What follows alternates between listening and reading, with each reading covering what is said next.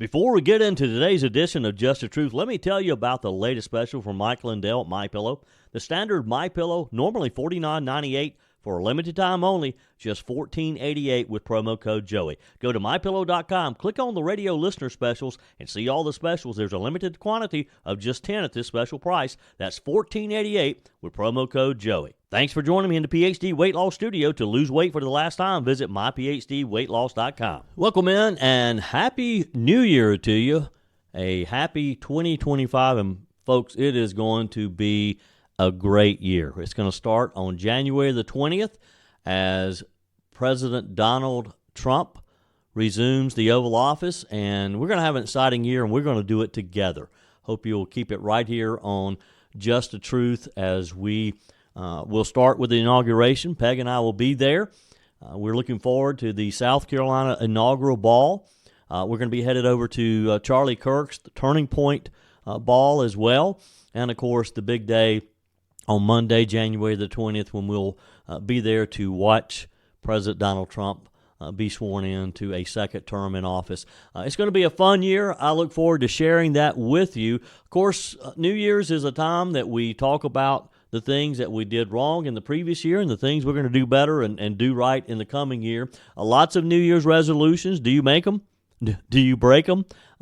Pew Research did a complete story or study on people who make resolutions, what they're typically about, and how many actually are able to keep those resolutions. Of course, one of the most popular resolutions is to lose weight, to get healthy, lose weight. I had a chance to catch up with Dr. Ashley Lucas, the founder of PhD Weight Loss, who helped me, it'll be 5 years this summer, helped me lose over 30 pounds, and I've been able to maintain that weight for these 5 years now, and it's a great program. Go to myphdweightloss.com to get the details. If this is the year that you're going to get healthy, this is the year that you're going to lose weight and lose it in such a way that you can keep it off, then go to myphdweightloss.com and listen to what Dr. Ashley Lucas has to say. And believe me, and I can tell you firsthand, it's not so restrictive. You can still have your chocolate. I'm a chocoholic.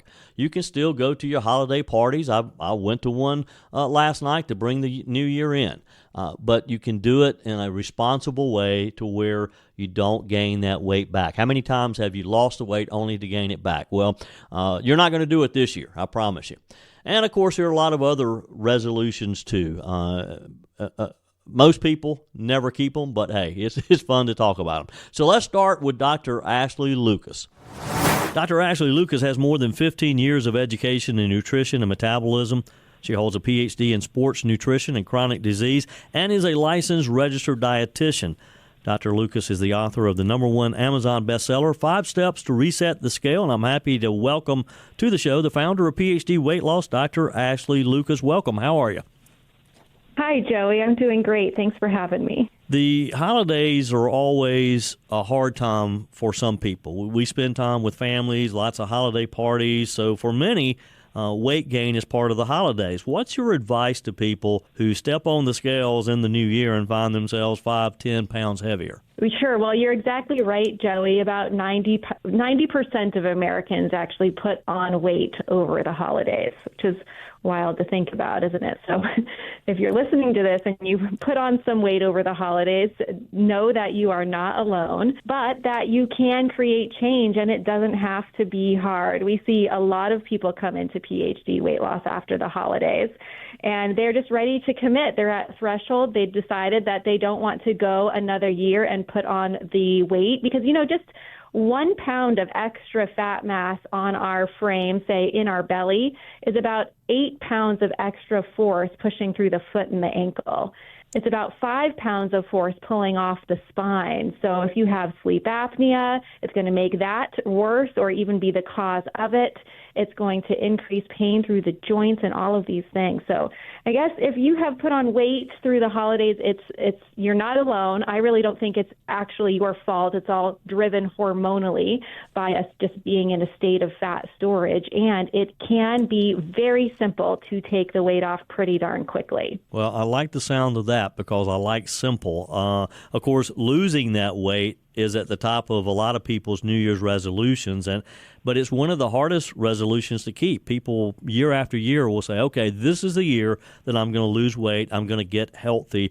So talk with us about how we keep that resolution, we do lose the weight, and we get healthy. Yeah, the majority of people stop their New Year's resolution in the middle of February, as quick as 6 weeks into it. Some only 3 weeks are able to stay to their New Year's resolution. So, really what we want to see is support and accountability.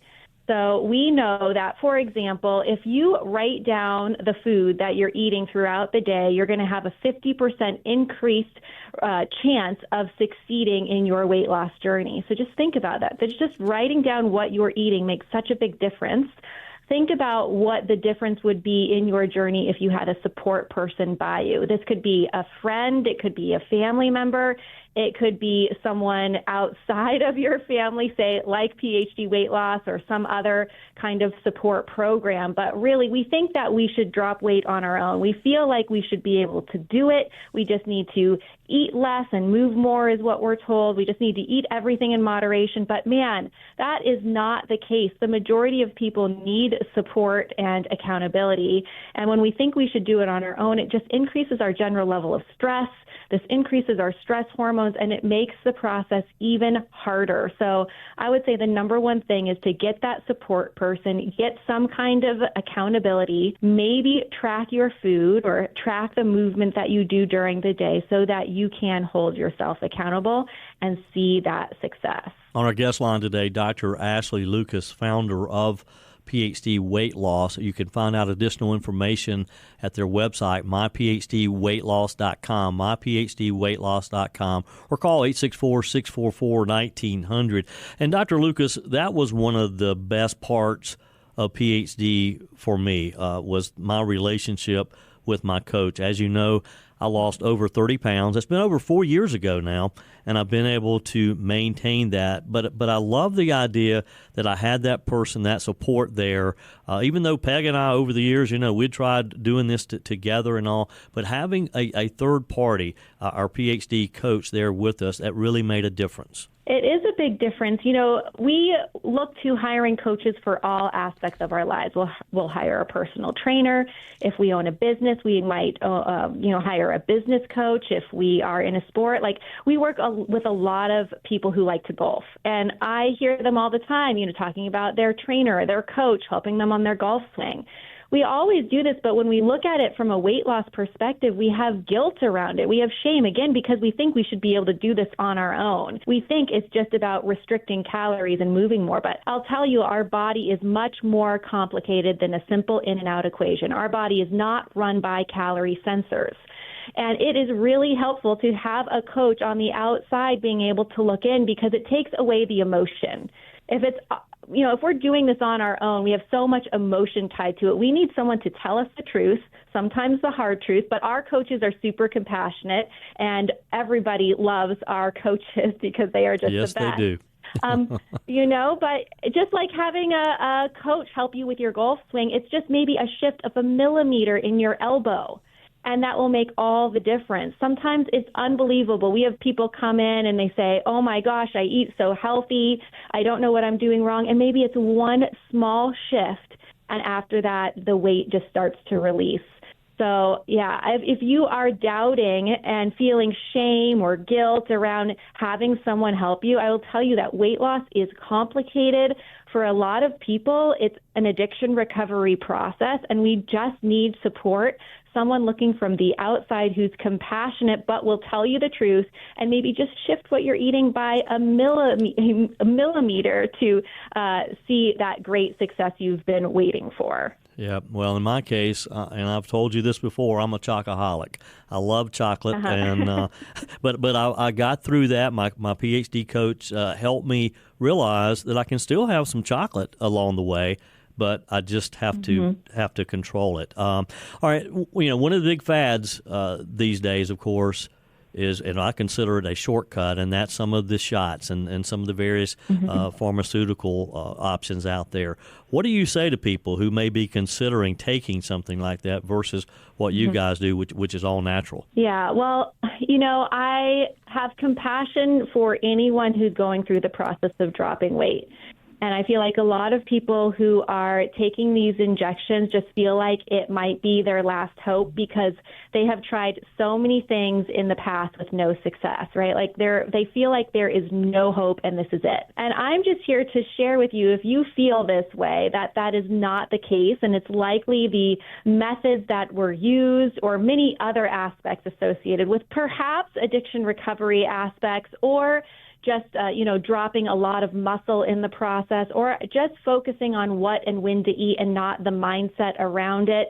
So many different aspects as to why we've failed. So there are ways to drop weight in such a successful way. We've had clients, over 10,000 clients with PhD weight loss, and we've helped them drop over 366,000 pounds collectively with no medications, no injections, no supplements. Like you can do this by just manipulating your food and get off of all medications. A lot of our clients come to us because they want to get off medications, not but put on a lifelong injection or medication like Ozempic or Wegovy or Mounjaro, whatever that might be, but they get off of all of them, and you do have the power within yourself. Your body will work the way that it's supposed to. We've just not been told how to do that. So when you learn the how and you have the support system behind you, you look at the mental and emotional, the habit behaviors as well, then, oh my gosh, you can drop all of this weight just as quick. You won't have food noise. You won't have the food chatter. You will not be hungry. It feels so good and completely powerful, empowered within yourself because you won't be dependent on any kind of medication. Yeah, and it will just change your life. I'm just so proud of all the people that you guys have been able to help. In my case, of course, I lost weight, got healthier. But just as I've talked about the program over the last 4 years or so, I've had people come up and tell me their stories. And I've had people that I went to high school with, which has been a number of years ago, who told me this changed my life. I lost 125 pounds, and I feel so much better. I'm off of medications, and boy, that's just a great feeling to have, to know that we've been able to help people like that. Again, go to myphdweightloss.com or call 864-644-1900 if you're ready to make a change and get healthy in this coming new year. Your comments are welcome on the Firmin Ford text line, 864-477-JOEY. That's 864-477-5639. Emails always welcome, joey@joeyhudson.com. Continuing today's show, hope you had a great weekend and you're looking forward to, with holidays like Christmas in the middle of the week and now New Year's Day in the middle of the week, it just really kind of makes the week different, doesn't it? But it's that time of the year. New Year's resolutions. Do you make resolutions? Are you one to write down things that you want to do differently in the coming year? And do you keep them? A Pew Research study, which asked people questions as part of a larger study, found that 3 in 10 Americans report making at least one resolution every year, with half of this group making more than one, according to Pew. Nearly a month into the new year, the survey also finds that most people who made the resolutions have stuck with them, although 13% say they did not keep any of them. Here are some of the key facts about Americans and how we make New Year's resolutions and why we make them, based on the survey of American adults.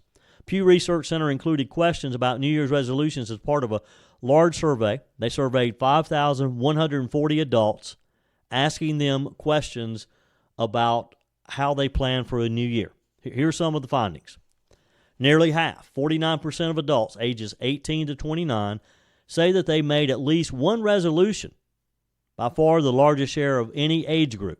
And that's interesting to me, that the younger people do that. I would have thought that it would have been the more middle-aged, those who are kind of in the prime of their careers. The older people, I get that, because I'm one of them. About a third, 31% of those aged 30 to 49, say that they made a resolution, while only about a fifth, 21% of those adults 50 and older, have done so. So I fall in that category, the 50 and older. There are only modest differences, according to Pew, in who makes resolutions by, if you break it down by race, by gender, and even by partisanship, by what political party they're part of. Across all age groups, though, sizable majorities of those who make resolutions say that their goals focus on health, exercise, or diet. Now, how many times have you done that? How many times have you made a resolution that you're going to lose weight? And this is the year. You're 20, 30 pounds heavier. This is the year you're going to lose weight. Well, I did do that almost, this will be 5 years ago, when I decided to do the PhD weight loss program. And I was able to lose 30 pounds, and I've been able to maintain that weight for it to be 5 years this July. So it can be done. Unfortunately, most people who make the resolution to lose weight don't always keep that resolution. Here's some other findings. Overall, 79%, according to Pew, say that their resolutions concern health. This is 79% overall. Smaller but still sizable shares, Pew says, make resolutions about money or finances, 61%. Have you done that? Maybe you make a resolution that this is the year you're going to get a better job. You're going to really search for that better paying job. Or maybe you're going to continue your education. You're going to get an advanced degree or a certificate or something that will allow you to start looking for that better paying job. 57% people say that they're going to work on their personal relationships, whether that be with their spouse, with their family, with their kids, and maybe with just their friends, and maybe their parents, their siblings. 55% make resolutions involving their hobbies or their personal interests. And then 49% make resolutions based on their work and their career. Younger Americans, according to Pew, are more likely than older Americans to make resolutions about each of these topics, apart from the health. Health, losing weight, getting healthy, that seems to be across the board among all age groups, because we all have that in common. We all want to be healthy. We all, if we have added a few pounds over the holidays, which a lot of people do, then that's one of the more natural resolutions is, okay, I started gaining weight at Thanksgiving. I continued during Christmas. Now I've got to take it off. And that's my New Year's resolution. I'm going to lose that 10 pounds I just gained. Younger Americans, especially, of course, make resolutions about their work, about their career, and that makes sense. 65% of those under the age of 30 who made resolutions say that they made one related to their work or career. This is by far the largest share of any age group, according to Pew. But that makes sense. You're in that age group, and you're thinking about your career. You're thinking about, well, I'm not exactly happy with this job, and I'm young enough to make a change. As you get older, you kind of feel like you can't make a change, that you're stuck where you are, and you just want to retire. You just want to finish the job that you're doing and get to retirement, right? Less than a month into the new year, according to Pew, a large majority of those who made the resolutions, 87%, say they have kept at least some of them, which that's higher than I thought it would be. I thought that probably within a month that a larger percentage would have already given up, because that seems to be the case with dieting. Pew says about 6 in 10 adults who made at least one resolution say they kept all of them so far. This is 1 month in, while 28% say that they kept some of them, and then another 13% say they kept none of them. Again, I would have thought that would have been higher. So I guess people are better at making and keeping resolutions than I thought. Many Americans just don't like making resolutions at all. Of the 70% of Americans who did not make a New Year's resolution, a majority, 56% say that their main reason for not doing so is simply they don't like to make them. They can't keep them. They know they're not going to keep them, so why make them? About 1 in 10, 12% of those who did not make a resolution say they break them so easily they just don't even try. They give up before they even get started. Nearly as many, 9%, say that they couldn't think of a resolution to make. 6% said they forgot to make one this year. Another 17% say that they have another reason for making no resolution, but it's none of our business. They don't want us to know. They don't care. What's your resolution? Do you make resolutions? Do you write them down? Do you share them with someone else for some accountability? Email me. Text me. Let me know. Do you make resolutions? How many? Maybe we go into this together. Email me your resolutions, joey@joeyhudson.com. That's it for today's edition of Just the Truth. Thanks for joining me in the PhD Weight Loss Studios. To lose weight for the last time, visit myphdweightloss.com. If you haven't joined my mailing list yet, visit my website, joeyhudson.com. Click on the Connect with Joey button so that you can receive our emails and the most up-to-date news. Also, join me on my YouTube channel. Be sure and like, comment, and subscribe. Just search for Joey Hudson. As always, thanks for spending a few minutes of your day with me. Do me a favor and forward this episode to a few friends. Just click on the share button and send to your contacts. We need to build an army of conservatives to win our country back, and we can do that by continuing to share the truth with our friends and family. Keep those comments coming via the Firmin Ford text line, 864-477-JOEY. Email to joey@joeyhudson.com, and I love your messages on the MyPillow message line. Again, that's 864-477-JOEY, 864-477-5639. Be sure and take advantage of the MyPillow special, just $14.88 on the standard MyPillows when you use promo code Joey. Order online at mypillow.com or call 800-893-4053. We're back again tomorrow and hope you'll plan to join us. Until then, remember, God's got this. He's still in control.